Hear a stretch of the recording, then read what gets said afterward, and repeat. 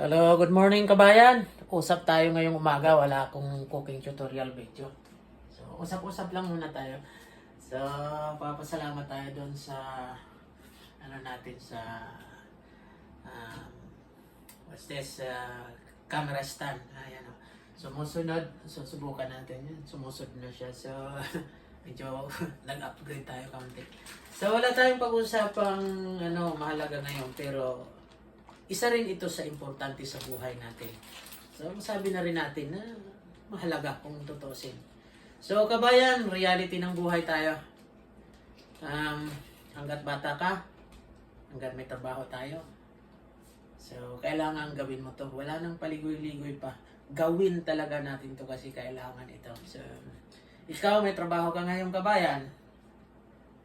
So, bata ka pa, kailangan mo mag-ipon. Kasi, pagtanda natin, wala tayong maaasahan kundi sarili natin. Kasi yung mga anak natin, hindi mo rin maaasahan yan. Kasi pagdating ng araw, mag-aasawa yan, priority nila, yung magiging pamilya nila. So kaya ikaw kabayan, may trabaho ka ngayon, bata ka pa, mag-ipon ka na. May nagsasabi, na ang pag-iipon daw ay hindi naman madadala doon sa hukay. So tama yun, hindi talaga madadala sa hukay. Pero kabayan, pagtanda mo, kung ikaw ay nagkasakit at wala kang ipon, sakit ng ulo ng mga kamag-anak mo, sakit ng ulo ng nag-aalaga sa iyo kung ikaw ay walang ipon. So ngayon, reality talk tayo. Reality na mangyayari sa buhay natin talaga ito. Kasi, kung hindi ka nag-ipon, ngayon na may trabaho ka at bata ka pa, kailan ka pa mag-ipon? Kung maisip mo matanda ka na, huli na ang lahat. Wala tayong naipon. So, hanggat maaga, mag-ipon tayo. Kasi, wala pong tao na hindi nagkakasakit.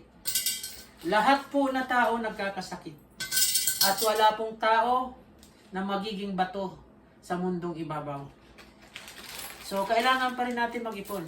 Kahit hindi natin madadala itong kaunting salapi, mag-ipon po tayo. Kasi, pag tayo ay pumanaw, kailangan natin ng pera. Kailangan ng pamilya ng pera. Pumanaw man tayo, kailangan ng pamilyang natira ng pera.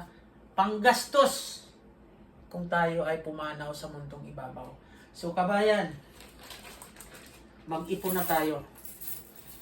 Kahit pa paano, kaunting halaga, ipunin natin. Time to time, maiisip natin. Ang